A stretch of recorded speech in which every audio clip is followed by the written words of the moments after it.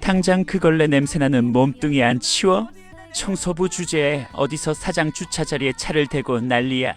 사장의 고함에 여자는 말없이 선글라스를 벗었습니다.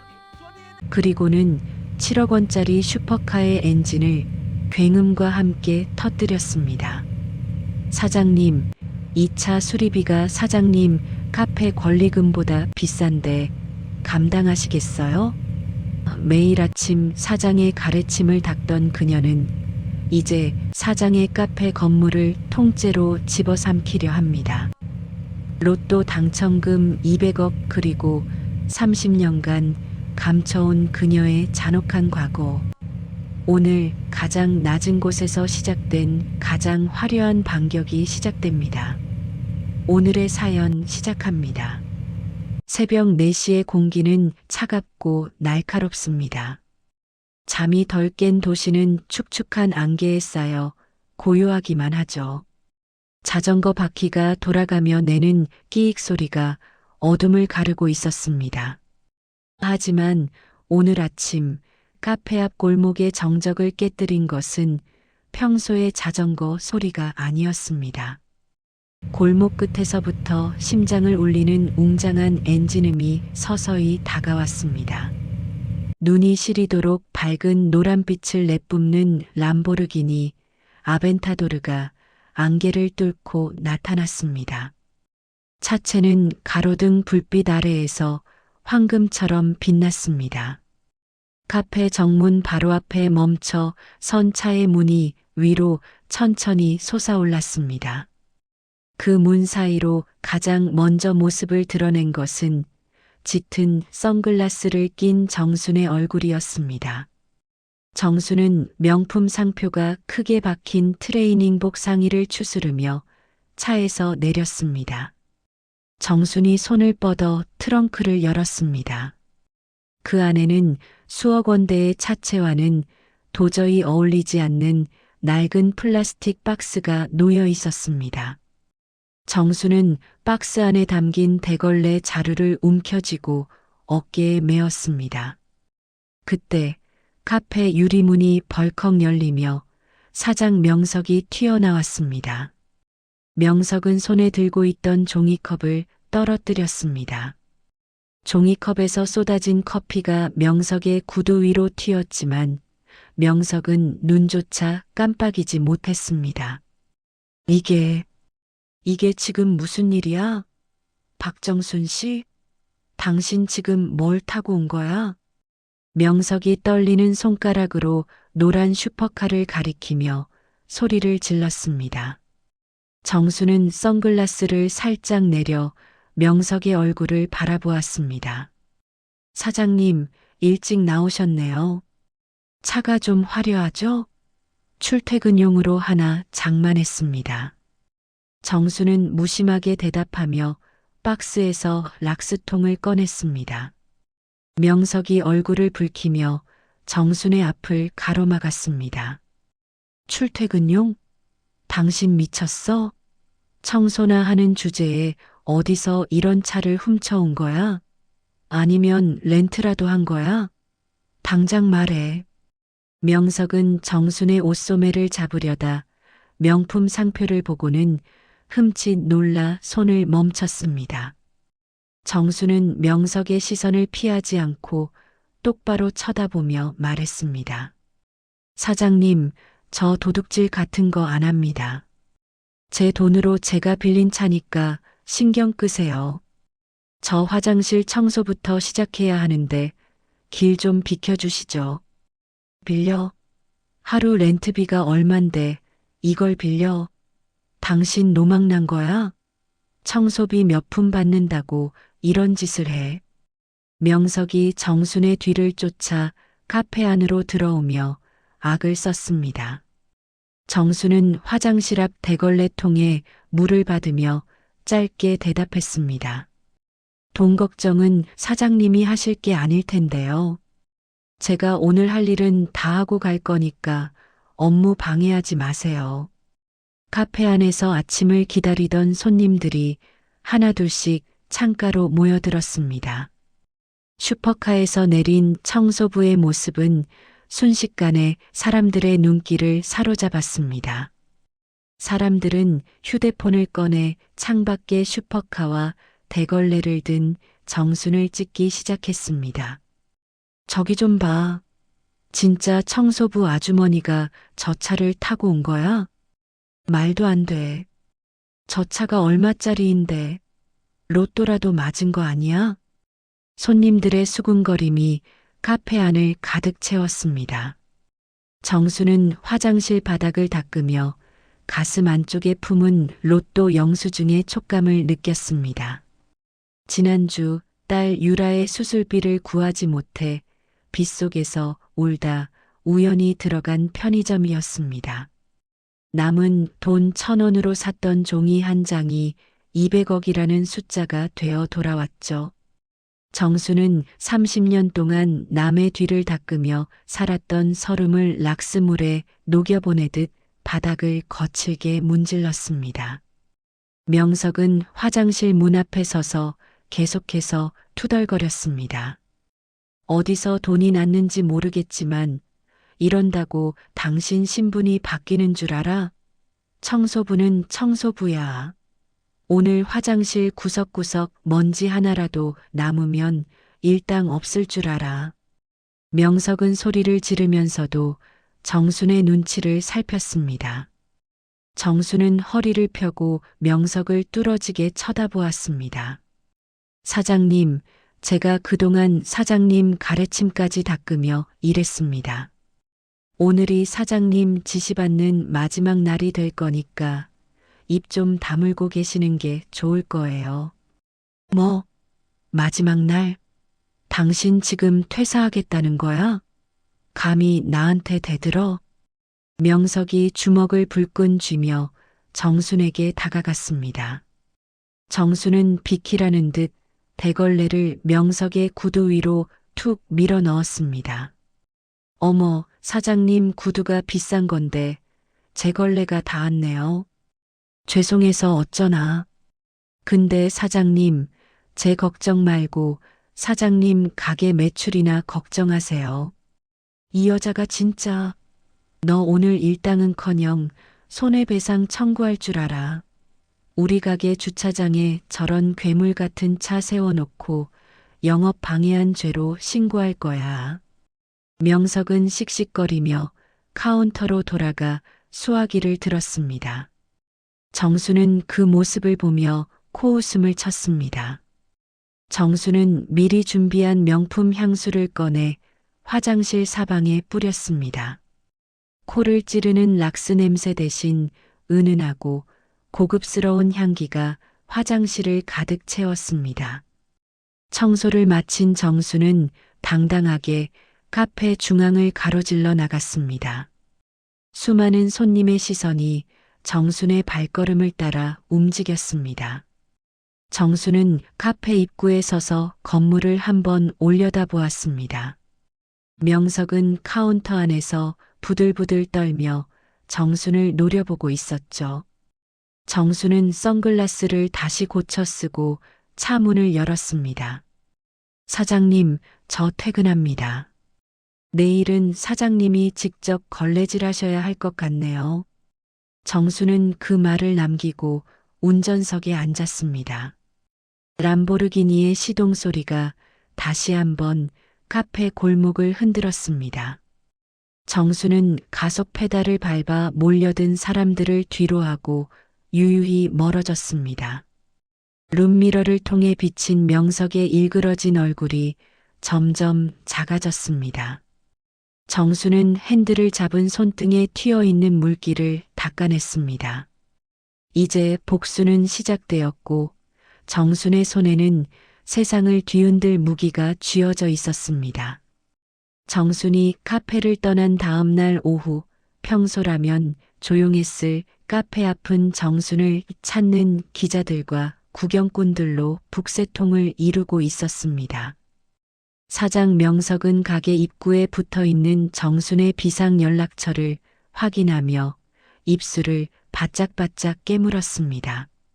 명석은 손에 들린 화려한 포장지로 감싼 한우 세트와 명품 가방 쇼핑백을 고쳐주었습니다. 전날까지 정순에게 소리를 지르던 명석의 얼굴에는 이제 비굴할 정도의 미소가 걸려 있었죠. 명석은 떨리는 손으로 정순이 임시로 머물고 있다는 호텔 스위트룸 벨을 눌렀습니다. 누구세요? 예약한 손님 외에는 방문을 받지 않습니다. 인터폰 너머로 들려오는 정순의 목소리는 얼음장처럼 차가웠습니다. 명석은 인터폰 카메라를 향해 허리를 90도로 숙이며 비굴하게 말했습니다. 정순 누님, 저 카페 명석이입니다. 어제는 제가 정말 죽을 죄를 지었습니다. 사과도 드리고 의논할 일도 있어서 이렇게 찾아왔습니다. 사장님, 저는 사장님 같은 동생 둔 적 없습니다. 용건 없으면 돌아가세요. 저 바쁩니다. 정순의 단호한 거절에도 명석은 문 앞에 버티고 서서 계속해서 애걸복걸했습니다. 결국 문이 열리고 정순이 나타나자 명석은 한우 세트를 정순의 발밑에 내려놓으며 손바닥을 비볐습니다. 아이고, 누님. 얼굴이 더 좋아지셨네요. 여기 이거 약소하지만 제 정성입니다. 누님 같은 귀한 분을 제가 몰라보고 청소나 시켰으니 제가 정말 미친놈입니다. 정성? 사장님, 제 월급 10원 단위까지 깎으려던 분이 이런 건 무슨 돈으로 사셨어요? 동업이라도 하자는 말하러 오신 거면 입 아프니 그만 가시죠. 정수는 문가에 기대어 명석을 싸늘하게 내려다보았습니다. 명석은 땀을 닦으며 정순의 눈치를 살피더니 슬그머니 본심을 드러냈습니다. 누님도 참 동업이라니요. 저는 그저 누님의 그 귀한 돈을 불려드리고 싶어서 그럽니다. 제가 아는 고배당 투자처가 있는데 거기 넣기만 하면 당첨금이 2배로 뛴다니까요. 제 돈을 왜 사장님이 불려줘요? 사장님 가게 대출금이나 먼저 갚으세요. 저 사장님 뒤조사 다 끝냈습니다. 정순이 가볍게 코웃음을 치며 태블릿 컴퓨터를 내밀었습니다. 그 화면에는 명석이 지난 3년간 알바생들에게 임금을 제대로 주지 않고 떼먹은 명단과 증거 사진들이 가득했습니다. 명석의 얼굴이 순식간에 흑빛으로 변하며 입술을 파르르 떨었습니다. 에이, 이걸 누님이 어떻게? 아니, 이건 다 오해입니다. 제가 형편이 어려워서 잠시 미룬 거지 떼먹으려던 게 아니에요. 오해인지 아닌지는 법원에서 밝히면 되겠죠. 전 사장님이 저한테 퍼부었던 욕설 녹음 파일도 다 가지고 있습니다. 이제 사장님은 제 상대가 아니에요.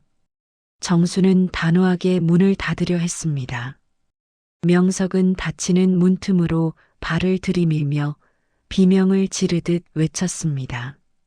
누님, 이대로 가시면 정말 후회하실 텐데요. 누님 전 남편 광식 씨 말입니다. 제가 그 사람 어디 있는지 알아냈거든요. 정순의 손이 멈칫하며 문고리를 꽉 쥐었습니다. 10년 전 도박빚을 지고 어린 유라와 정순을 버리고 도망갔던 이름이 명석의 입에서 나오자 정순의 눈동자가 흔들렸습니다.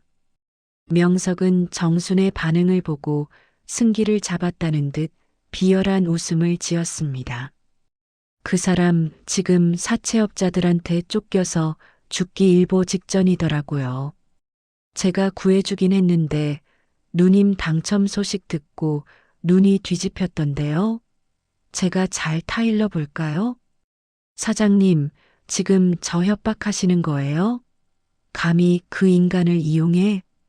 정순의 목소리가 떨렸지만 그것은 두려움이 아닌 끓어오르는 분노였습니다. 명석은 가방 쇼핑백을 흔들며 정순의 화를 돋우었습니다. 협박이라니요. 누님 재산 지켜드리려는 제 충성심이죠. 광식 씨가 로또 번호는 자기가 꿈에서 본 거라며 지분 요구하겠다고 난리인데 저 아니면 누가 맞겠어요?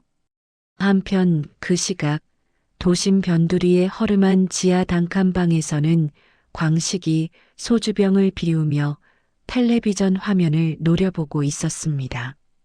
화면 속에는 슈퍼카 타는 청소부라는 제목으로 정순의 모습이 흘러나오고 있었죠. 광식은 누런 이빨을 드러내며 거칠게 술잔을 바닥에 던졌습니다. 박정순, 이 독한 여자야. 나를 버리고 혼자 팔자를 고쳐? 그 돈은 내 돈이야. 내 조상님이 점지해준 번호라고. 광식은 명석이 미리 보내준 정순의 연락처와 병원 위치가 적힌 메모지를 꽉 쥐었습니다.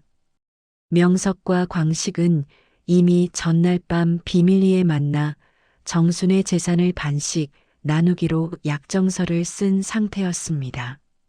정순은 명석을 차갑게 노려보며 한마디 한마디 힘주어 말했습니다. 사장님, 그리고 그 인간 조강식. 둘이 무슨 수작 부리는지 다 보여요. 어디 마음대로 해보세요. 제가 가진 건 돈뿐만이 아니라는 걸 곧 알게 될 테니까. 정수는 명석의 발을 사정없이 밀어내고 문을 쾅 닫아버렸습니다. 복도에 홀로 남겨진 명석은 문을 발로 차며 욕설을 내뱉었습니다. A씨, 저 할망구가 진짜 끝까지 가보겠다는 거지? 광식아, 너 오늘 바로 병원 가라. 아주 쑥대밭을 만들어버려. 명석은 씩씩거리며 엘리베이터로 향했고 정수는 문 뒤에 기대어 거친 숨을 몰아쉬었습니다. 정수는 떨리는 손으로 병원에 있는 딸 유라에게 전화를 걸었습니다. 하지만 유라의 병실에서는 이미 광식의 고함 소리가 들려오고 있었습니다. 정수는 눈을 부릅뜨며 다시 대걸레 대신 차키를 꽉 쥐었습니다. 이제는 단순한 복수가 아니라 소중한 것을 지키기 위한 전쟁이 시작되었음을 정수는 깨달았습니다. 이혼 소송 당일 아침 8시 법원 청사 앞은 이른 시간부터 몰려든 취재진과 유튜버들로 발 디딜 틈이 없었습니다. 광식은 구질구질하게 늘어난 환자복 위에 낡은 휠체어를 타고 나타나 대기하던 카메라들을 향해 손수건을 적셨습니다. 세상에 이럴 수가 있습니까? 조강지처가 돈벼락을 맞더니 병든 남편을 내쫓고 호의호식하고 있습니다. 광식이 목을 놓아 우는 신용을 하자 옆에 서 있던 명석이 광식의 어깨를 토닥이며 매서운 눈으로 정순을 찾았습니다. 정수는 검은색 정장을 차려입고 꼿꼿한 자세로 법원 계단을 올랐지만 자신을 향해 쏟아지는 비정한 아내라는 야유와 플랫이 세례에 입술을 굳게 다물었습니다. 재판장에 들어서자 광식의 변호사는 기다렸다는 듯 정순이 로또에 당첨된 후 가족을 외면했다는 내용의 조작된 편지들과 사진들을 증거로 제출했습니다. 피고 박정수는 로또 당첨이라는 공동의 행운을 독점하기 위해 투병 중인 남편을 유기하고 연락을 끊었습니다. 이는 명백한 재산분할 대상입니다. 광식의 변호사가 서류를 흔들며 주장하자 명석이 증인석으로 걸어 나와 오른손을 들고 선서했습니다. 명석은 비열한 미소를 지으며 정순의 얼굴을 힐끗 보더니 판사를 향해 고개를 숙였습니다. 제가 옆에서 다 봤습니다. 박정순 씨는 평소에도 돈독이 올라서 손님들에게 불친절했고 남편이 찾아와도 문전박대하며 욕설을 퍼부었습니다. 정말 무서운 여자입니다. 명석의 허위 진술이 이어지자 방청석에서는 낮은 탄식이 흘러나왔고 정수는 억울함에 몸을 떨며 주먹을 꽉 쥐었습니다. 정수는 판사를 바라보며 떨리는 목소리로 10년 전 광식이 도박빚을 지고 자신과 어린 유라를 폭행한 뒤 도망갔던 사실을 증언하려 했습니다. 판사님, 저 사람은 남편이 아닙니다. 10년 전 저희를 버리고 도망간 범죄자입니다. 제 딸이 굶주릴 때 저 사람은 도박장에 있었습니다. 정순의 외침에도 광식의 변호사는 공소시효와 증거 불충분을 들먹이며 정순의 말을 가차없이 잘라버렸습니다.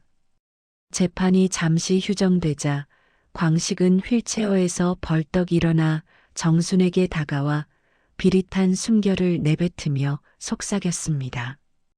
야, 박정순, 너 오늘 보니까 아주 돈 냄새가 풀풀 난다? 딱 10억만 내놔. 그럼 내가 이 생쇼 끝내줄게. 안 그러면 너 평생 나쁜 년으로 살게 해줄 거야. 광식이 비죽거리며 정순의 가방을 채려 하자 정순은 구역질 나는 감정을 참으며 광식의 손을 뿌리쳤습니다. 한편 그 시각 카페에서 정순이 남몰래 챙겨준 샌드위치를 먹으며 고시 공부를 하던 청년 진우가 낡은 배낭 대신 반듯한 가방을 들고 법정 복도에 나타났습니다. 진우는 태블릿 컴퓨터를 빠르게 조작하며 명석과 광식이 어젯밤 어두운 골목에서 만나 돈뭉치를 주고받는 영상을 유심히 살폈습니다. 이제 제가 나설 차례인 것 같네요. 아주머니, 조금만 더 버티세요. 진우가 혼잣말을 중얼거리며 법정 문을 열고 들어가 정순의 옆자리에 당당하게 섰습니다. 정순은 갑자기 나타난 진우를 보며 당황했지만 진우는 정순의 어깨를 가볍게 다독이며 판사를 향해 정식으로 변호인 선임 신고서를 제출했습니다. 피고 대리인 이진우 변호사입니다. 지금부터 원고 조강식과 증인 최명석의 파렴치한 공모 증거를 제시하겠습니다. 진우의 차분하면서도 힘있는 목소리가 재판장 안에 울려 퍼지자 승리를 확신하던 명석과 광식의 얼굴에 순식간에 그림자가 드리웠습니다. 진우는 정순을 향해 안심시키듯 엷은 미소를 지어 보였고 정순은 그제야 끝이 보이지 않던 어둠 속에서 한 줄기 빛을 발견한 듯 긴 숨을 내쉬었습니다. 다음 날 오전 정순은 강남 한복판에 위치한 진우의 법률사무소를 찾아 건물을 올려다보았습니다. 번듯한 빌딩의 숲 사이에서 진우의 로펌 간판이 햇살을 받아 눈부시게 빛나고 있었죠. 사무실 안으로 들어서자 진우가 서류 뭉치를 정리하다가 벌떡 일어나 정순을 맞이했습니다. 진우는 정순을 가장 상석으로 안내하며 따뜻한 차 한 잔을 직접 대접했습니다. 아주머니, 사실 제가 카페에서 공부하던 그 고시생이라는 걸 말씀드리고 싶어서 얼마나 입이 근질거렸는지 몰라요. 제 합격 소식보다 아주머니 소송 소식을 먼저 듣게 되어 마음이 아팠습니다. 진우가 미안한 기색으로 찻잔을 내려놓으며 정순의 손을 살포시 잡았습니다. 정순은 진우의 얼굴을 찬찬히 뜯어보며 목이 메어 말했습니다. 진우 학생이, 아니, 이제 변호사님이지. 그 보육원 아이들 중에 이렇게 훌륭하게 자란 사람이 있을 줄은 몰랐네. 난 그저 작은 마음을 보탰을 뿐인데 그 작은 마음이 저를 살렸습니다. 아주머니가 매달 보내주신 후원금이 없었다면 전 진작에 꿈을 포기했을 거예요. 이제는 제가 아주머니의 창과 방패가 되어드리겠습니다. 진우가 단호하게 말하며 태블릿 컴퓨터를 켜서 명석의 카페 임대차 계약서를 화면에 띄웠습니다. 진우는 계약서의 특정 조항을 손가락으로 짚으며 정순에게 상세히 설명하기 시작했습니다. 이미 제가 아주머니 명의로 카페 건물을 인수하는 절차를 마쳤습니다. 명석 사장은 지금 자기가 남의 건물에서 장사하고 있다는 사실조차 모르고 있어요. 조만간 퇴거 명령서를 보낼 예정입니다.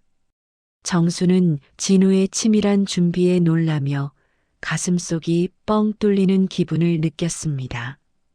진우는 이어 명석이 그동안 세금을 포탈하고 유통기한이 지난 원두를 사용해온 증거들을 하나하나 열거했습니다. 한편 그 시각 카페에서 명석은 정순의 당첨금을 가로챌 생각에 들떠 고가의 안마 의자를 주문하고 있었습니다. 하지만 카페 문을 열고 들어온 집달관들이 명석의 앞에 명도 소송 통지서와 부동산 인도 명령서를 내밀었습니다. 이게 뭐야? 인도 명령? 내 가게에서 나가라고? 박정순, 이 여자가 진짜 미쳤나? 명석은 통지서를 갈갈이 찢으며 소리를 질렀지만 집달관들은 차가운 표정으로 가게 곳곳에 압류 딱지를 붙이기 시작했습니다. 명석은 급히 광식에게 전화를 걸었지만 광식 역시 사채업자들에게 끌려가 창고에 갇혀 매질을 당하고 있었습니다. 진우는 정순에게 광식의 도박 중독 치료 기록과 과거 폭행 사건에 숨겨진 목격자 진술서를 보여주었습니다. 광식 씨가 주장하는 재산 분할은 근거가 전혀 없습니다. 오히려 아주머니가 입으신 정신적 피해에 대해 거액의 위자료를 청구할 수 있습니다. 이미 모든 법적 준비는 끝났습니다. 정수는 진우와 함께 오랜만에 시장 골목을 돌며 딸 유라가 좋아하던 간식을 샀습니다. 진우는 정순의 장바구니를 대신 들어주며 아들처럼 다정하게 곁을 지켰습니다. 정수는 그동안 돈 때문에 느꼈던 외로움과 공포가 진우라는 든든한 조력자 덕분에 씻겨 내려가는 것을 느꼈습니다. 진우 변호사님, 난 그냥 그 인간들이 자기 잘못을 깨닫고 우리 유라 앞에 다신 안 나타나기만 바랄 뿐이야. 아주머니, 그런 사람들은 말로 해서는 모릅니다. 법의 매서운 맛을 봐야 비로소 무릎을 꿇는 법이죠. 제가 그렇게 만들어 드리겠습니다. 진우의 눈빛은 그 어느 때보다 날카롭고 확신에 차 있었습니다. 정수는 진우의 등을 토닥이며 인생에서 가장 큰 행운은 로또가 아니라 진우와의 인연이었음을 깨달았습니다. 두 사람은 붉게 물든 노을을 뒤로하고 카페 건물을 향해 당당하게 발걸음을 옮겼습니다. 이제 명석의 오만이 무너지고 정순의 진정한 반격이 시작될 시간이 다가오고 있었습니다. 최종 선고 공판이 열리는 법정 안은 찬물을 끼얹은 듯 정적이 감돌았습니다. 정수는 진우의 옆자리에 앉아 떨리는 손을 무릎 위에 올려두고 판사의 입을 주시했습니다. 판사가 판결문을 낭독하기 시작하자 광식은 여전히 휠체어에 앉아 마른 기침을 내뱉으며 마지막 동정표를 구걸했습니다. 피고 박정순과 원고 조강식은 이미 10년 전 실질적인 혼인 관계가 파탄 났음이 인정됩니다. 원고의 재산분할 청구를 모두 기각하고 오히려 피고에게 위자료 5천만 원을 지급할 것을 명령합니다. 판사의 엄중한 선고가 내려지자 광식은 휠체어에서 벌떡 일어나 고함을 질렀습니다. 이건 무효야. 저 여자가 변호사를 매수한 거라고. 내 돈 내놔. 내 10억 내놓으란 말이야. 광식이 법정 경위들에게 붙잡혀 끌려나가는 동안 증인석 근처에 앉아있던 명석은 쥐구멍이라도 찾고 싶은 듯 고개를 푹 숙였습니다. 진우는 정순의 어깨를 감싸 안으며 승리의 미소를 지었고 정순은 그제야 10년 묵은 체증이 내려가는 듯한 긴 한숨을 내뱉었습니다. 일주일 뒤 오후 정순은 화려한 슈퍼카 대신 수수한 옷차림으로 카페의 문을 열고 들어갔습니다. 명석은 카운터 뒤에서 짐을 싸다가 정순을 보고는 흠칫 놀라 손에 든 유리잔을 놓칠 뻔했습니다. 오셨습니까?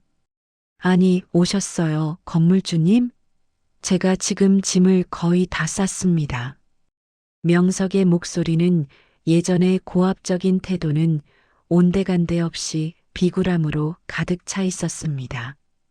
정수는 카운터 위에 서류 봉투 하나를 툭 던지며 명석을 차갑게 내려다보았습니다. 사장님, 아니 최명석 씨. 이 건물 이제 내 명의인 거 알죠? 당장 나가라고 하고 싶지만 내 밑에서 딱 한 달만 청소하면 밀린 월급이랑 퇴직금은 챙겨주지. 청소요? 제가요? 사장 소리 듣던 제가 이 가게 바닥을 닦으라고요? 명석이 억울하다는 듯 가슴을 쳤지만 정수는 눈 하나 깜짝하지 않고 대걸레를 명석의 발밑으로 던졌습니다. 내가 30년간 했던 일이에요. 사장님이 뱉은 침, 사장님이 어지럽힌 화장실 직접 닦아보면서 그동안 내가 어떤 기분이었는지 느껴봐요. 하기 싫으면 지금 당장 빈손으로 나가든가. 명석은 밖에서 대기 중인 사채업자들의 눈을 피해 결국 무릎을 꿇고 낡은 앞치마를 허리에 둘렀습니다. 정수는 명석이 바닥을 기며 걸레질하는 모습을 지켜보다가 카페 간판을 내리고 새로운 현수막을 걸었습니다. 카페는 이제 청년들의 꿈을 응원하는 창업 공간이자 억울한 노동자들의 쉼터로 이름을 바꿨습니다. 정수는 직접 앞치마를 두르고 머리를 질끈 묶은 뒤 주방에서 향긋한 커피를 내리기 시작했습니다. 엄마, 커피 향이 너무 좋다. 이제 진짜 우리 가게네. 어느덧 건강을 회복해 퇴원한 딸 유라가 카페 문을 열고 들어오며 환하게 웃었습니다. 정수는 유라의 손을 꼭 잡고 주방 안쪽으로 이끌며 눈시울을 붉혔습니다. 그래, 유라야. 이제 누구 눈치 안 보고 우리끼리 여기서 행복하게 살면 돼. 고생 많았다, 우리 딸. 진우와 보육원 동생들이 꽃바구니를 들고 들어오며 카페 안은 순식간에 축제 분위기로 변했습니다. 정수는 가장 비싼 원두를 아낌없이 꺼내 사람들에게 커피를 대접하며 인생에서 가장 빛나는 웃음을 지어 보였습니다. 명석은 구석에서 손님들의 발밑을 닦으며 그 광경을 지켜보다가 회한의 눈물을 훔쳤습니다. 정수는 테라스로 나가 시원한 바람을 맞으며 도심의 전경을 바라보았습니다. 로또 당첨금보다 더 값진 것은 자신을 믿어준 사람들과 다시 찾은 자존감이라는 것을 정수는 확신했습니다. 정수는 이제 두려움 없이 내일의 태양을 맞이할 준비를 하며 조용히 눈을 감고 평화를 만끽했습니다. 승리의 기쁨이 채 가시기도 전인 어느 평범한 오후, 카페의 평화는 날카로운 비명과 함께 산산조각이 났습니다. 카운터에서 손님에게 꽃다발을 건네던 유라가 갑자기 가슴을 부여잡으며 바닥으로 쓰러졌습니다. 유라의 입술 사이로 붉은 선혈이 뿜어져 나와 하얀 꽃잎들을 적셨고 정수는 비명을 지르며 딸에게 달려갔습니다. 유라야, 유라야, 정신 차려봐. 이게 무슨 일이야, 유라야. 정수는 피로 물든 딸의 얼굴을 품에 안고 절규하며 손을 떨었습니다. 대학병원 중환자실 앞 차가운 복도에서 정수는 하얗게 밤을 지새우며 의사의 입만 바라보았습니다. 담당 의사는 서류판을 넘기며 고개를 무겁게 저었고 정순의 가슴은 천근만근 가라앉았습니다. 박정순 씨 따님 상태가 매우 좋지 않습니다. 과거 수술 부위에 치명적인 거부 반응이 왔고 전 세계적으로 사례가 드문 희귀 면역 질환까지 겹쳤어요. 의사 선생님, 제 재산 다 드릴게요. 돈은 얼마든지 있습니다. 제발 우리 딸 좀 살려주세요. 예. 정수는 의사의 가운 소매를 붙잡고 무릎을 꿇으며 애원했습니다. 하지만 의사는 정순의 손을 조심스럽게 떼어내며 돈이 해결할 수 없는 영역이 있음을 차갑게 고지했습니다. 돈이 문제가 아닙니다. 당장 딸아이의 장기 기능을 대신할 특수혈청과 일치하는 기증자가 나타나지 않으면 현대의학으로는 길어야 일주일입니다. 정수는 병실 창유리에 머리를 박으며 자신의 무력함에 몸부림쳤습니다. 수십억 원의 당첨금이 통장에 쌓여 있어도 죽어가는 딸의 숨통을 단 1분도 연장할 수 없다는 사실이 정순을 미치게 만들었습니다. 설상가상으로 정순 역시 딸의 간병 도중 극심한 스트레스를 이기지 못하고 심장 판막 이상으로 쓰러져 딸의 옆 병상에 눕게 되었습니다. 유라야, 엄마가 미안해. 돈벼락 같은 거 안 맞아도 좋으니까 제발 눈 좀 떠봐. 정수는 산소 마스크 안에서 가쁜 숨을 몰아쉬며 옆 침대에서 창백하게 식어가는 딸의 손을 더듬었습니다. 그때 진우로부터 다급한 전화가 걸려왔지만 정수는 전화를 받을 기력조차 없었습니다. 병원 복도에서는 정순의 재산권을 노리고 나타난 가짜 친척들이 내가 유라의 큰아빠다라며 고함을 치며 법적 보호자 권리를 주장하고 있었습니다. 박정순이 정신 나갔을 때 도장 찍어야 해. 저 돈이 다 얼마인데 남 좋은 일만 시켜. 문틈으로 들려오는 친척들의 탐욕스러운 목소리는 정순의 심장을 도려내는 칼날 같았습니다. 정수는 눈을 감고 신에게 빌고 또 빌었습니다. 차라리 자신의 심장을 꺼내 딸에게 줄 수만 있다면 지금 당장이라도 가슴을 가를 기세였습니다. 하지만 딸의 심박동기 수치는 점점 떨어졌고 정순의 의식 또한 아득한 어둠 속으로 가라앉기 시작했습니다. 딸 유라의 심장 박동기가 날카로운 경고음을 내뱉던 새벽 8시 병원 로비에는 기적이 구름처럼 몰려들었습니다.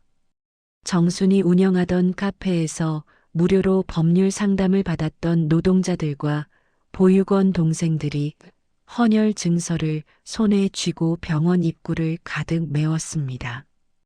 진우는 충혈된 눈으로 로비를 가로질러 정순의 병실로 뛰어들어와 떨리는 목소리로 외쳤습니다. 아주머니, 정신 차려보세요. 아주머니가 예전에 후원하셨던 보육원 출신 의사 박사님이 해외에서 긴급 입국하셨습니다. 정수는 희미한 정신 속에서 진우의 목소리를 듣고 간신히 눈을 떴습니다. 병실 문이 열리며 흰 가운을 입은 중년의 의사가 들어와 정순의 손을 따뜻하게 잡았습니다. 박정순 여사님, 저를 기억하시겠습니까? 여사님 덕분에 공부해서 의사가 된 김동현입니다. 제가 가져온 혈청이 따님에게 맞을 겁니다. 선생님, 정말인가요? 우리 유라 정말 살 수 있는 건가요?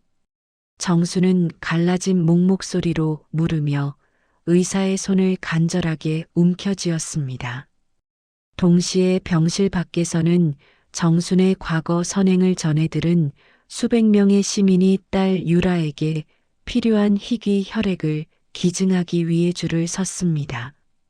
과거 정순이 길거리에서 밥 한 끼를 대접했던 노숙인의 아들이 저명한 이식 전문가가 되어 직접 수술실로 달려오는 영화 같은 일이 벌어졌습니다. 유라 어머니, 걱정 마세요. 여사님이 심은 선행의 씨앗이 오늘 따님을 살리는 숲이 되었습니다. 의료진들이 긴박하게 움직이며 유라를 수술실로 옮겼고 정수는 침대에 누운 채 유라의 수술실 문이 닫히는 것을 지켜보았습니다. 10시간이 넘는 대수술 끝에 수술실의 붉은 등이 꺼지자 정수는 휠체어를 타고 수술실 앞으로 마중 나갔습니다. 문이 열리고 땀에 젖은 의사가 마스크를 벗으며 정순을 향해 환하게 웃어 보였습니다. 수술 아주 잘 끝났습니다. 고비를 넘겼으니 이제 회복만 남았습니다. 정수는 그 자리에 주저앉아 엉엉 소리내어 울며 하늘을 향해 두 손을 모았습니다. 한편 그 시각 감옥 안에서 정순의 불행을 비웃던 명석과 광식은 자신들이 저지른 추가 범죄가 드러나 형량이 2배로 늘어났다는 소식을 듣고 절망했습니다. 정수는 회복실에서 잠든 딸의 얼굴을 쓰다듬으며 돈이 아닌 사람들의 진심이 딸을 살렸음을 뼈저리게 느꼈습니다. 진우 변호사님, 이제 알겠네. 돈은 그냥 도구일 뿐이고 진짜 내 재산은 이 사람들이었어. 맞습니다, 아주머니. 아주머니가 뿌린 눈물이 기쁨이 되어 돌아온 겁니다. 진우는 정순의 어깨를 감싸주며 함께 기쁨의 눈물을 닦아냈습니다. 정순은 딸의 곁을 지키며 남은 재산을 어떻게 더 가치 있게 사용할지 마음속으로 굳게 다짐했습니다. 병원 창밖으로 쏟아지는 아침 햇살은 그 어느 때보다 따스하고 눈부시게 정순과 유라의 머리 위를 비추고 있었습니다. 딸 유라가 건강한 모습으로 태어난 지 어느덧 반년이 지났습니다. 정수는 그토록 화려했던 황금색 슈퍼카를 미련 없이 반납하고 튼튼한 국산 자동차의 뒷좌석에 낡은 대걸레와 빗자루를 다시 실었습니다. 정수는 거울을 보며 머리를 질끈 묶고는 재단 이사장이 된 진우에게 모든 재산 관리권을 위임하는 서류에 도장을 찍었습니다. 진우 변호사님, 이 돈들은 이제 내 것이 아니에요. 우리 유라 살려준 세상 사람들에게 다 돌려줘야지. 나는 딱 우리 모녀 먹고 살 만큼만 있으면 충분합니다. 아주머니, 정말 대단하세요. 수십억을 내놓는 게 쉬운 일이 아닌데. 재단 이름으로 장학금이랑 의료비 지원 사업 바로 시작할게요. 진우가 서류를 가방에 넣으며 존경이 가득 담긴 눈으로 정순을 바라보았습니다. 정순은 카페 건물을 청년들과 소외계층을 위한 공익재단에 영구 기탁했고 본인은 그 카페에 월급 받는 바리스타로 돌아왔습니다. 카페 입구에는 갑질 금지, 누구나 환영이라는 글귀가 정순의 마음처럼 반짝이며 손님들을 맞이하고 있었죠. 엄마, 오늘 복지관 청소 봉사 가는 날인 거 안 잊었지? 내가 꽃바구니 다 준비해놨어. 주방 안쪽에서 꽃집을 운영하는 유라가 예쁜 꽃 향기를 풍기며 정순의 팔짱을 끼었습니다. 정순은 딸의 발그레한 볼을 쓰다듬으며 세상 그 무엇보다 귀한 보물을 가진 부자의 미소를 지었습니다. 그때 카페 문이 조심스럽게 열리며 남루한 차림의 명석이 고개를 숙인 채 들어왔습니다. 건물주님, 아니, 박정순 씨, 저 오늘 출소했습니다. 갈 곳이 없어서 염치불구하고 찾아왔습니다. 저 정말 개과천선했습니다. 명석이 바닥을 쳐다보며 기어들어가는 목소리로 말하자 정수는 말없이 창고에서 새 빗자루 하나를 꺼내 명석의 손에 쥐어주었습니다. 최명석 씨, 나한테 사과할 거 없어요. 대신 저기 아래 시장 골목에 홀로 계신 할머니들 사시는 곳 가서 바닥 좀 깨끗하게 쓸어드려요.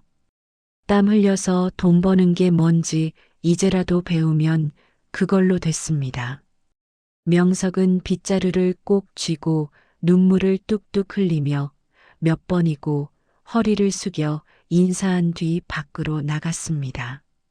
정수는 그 뒷모습을 보며 이제야 마음속의 마지막 응어리까지 깨끗하게 닦여나간 것을 느꼈습니다. 해질녘 정수는 카페 문을 잠그고 딸 유라와 함께 강변 산책로를 천천히 걸었습니다. 엄마, 로또 1등 됐을 때가 좋아? 아니면 지금이 좋아? 유라가 장난스럽게 묻자 정수는 딸의 손을 꽉 쥐고 노을에 물든 강물을 바라보았습니다. 유라야, 엄마는 지금이 100배, 1000배 더 좋다. 수십억 돈 잔고보다 내 손에서 느껴지는 이 온기가 엄마한테는 진짜 인생 로또거든. 정수는 주머니 속에 든 낡은 자전거 열쇠를 만지며 고단했던 지난 30년의 세월이 결코 헛되지 않았음을 깨달았습니다. 비싼 차의 속도보다 사랑하는 사람과 보조를 맞추는 느린 걸음이 얼마나 행복한지 정수는 이제 잘 알고 있습니다. 강바람에 흩날리는 정순의 머리카락 사이로 지혜로운 눈빛이 반짝이며 평온한 노년의 시작을 알렸습니다. 정순과 유라의 정다운 그림자가 길게 늘어지며 세상에서 가장 깨끗하게 청소된 두 사람의 인생 이야기는 따뜻한 마침표를 찍었습니다. 지난 30년 동안 남의 가래침을 닦고 무시를 당하며 살았던 정순 씨의 삶은 로또 1등이라는 거대한 폭풍을 만나 비로소 제자리를 찾았습니다. 누군가는 벼락부자가 된 그녀의 운을 부러워했지만 정작 그녀를 살린 것은 수십억의 돈다발이 아니라 그녀가 평생 낮은 곳에서 묵묵히 베풀었던 선행의 씨앗들이었습니다. 진정한 불안 통장에 찍힌 숫자가 아니라 내가 쓰러졌을 때 기꺼이 손을 내밀어줄 사람들의 마음이라는 사실을 정순 씨는 우리에게 보여주었습니다. 가장 화려한 슈퍼카에서 내려 다시 소박한 대걸레를 쥐었을 때 그녀의 얼굴에 번진 미소는 그 어떤 보석보다 빛이 났습니다. 인생의 밑바닥에서도 인간의 존엄을 잃지 않았던 그녀의 이야기가 고단한 하루를 보낸 여러분의 마음에도 작은 위로와 희망이 되었기를 바랍니다. 인생의 진짜 로또는 어쩌면 멀리 있는 것이 아니라 지금 우리 곁에서 함께 걷고 있는 소중한 사람일지도 모릅니다. 이야기를 끝까지 들어주신 분이 계시다면 잘 들었다고 댓글 하나만 남겨주세요. 감사합니다.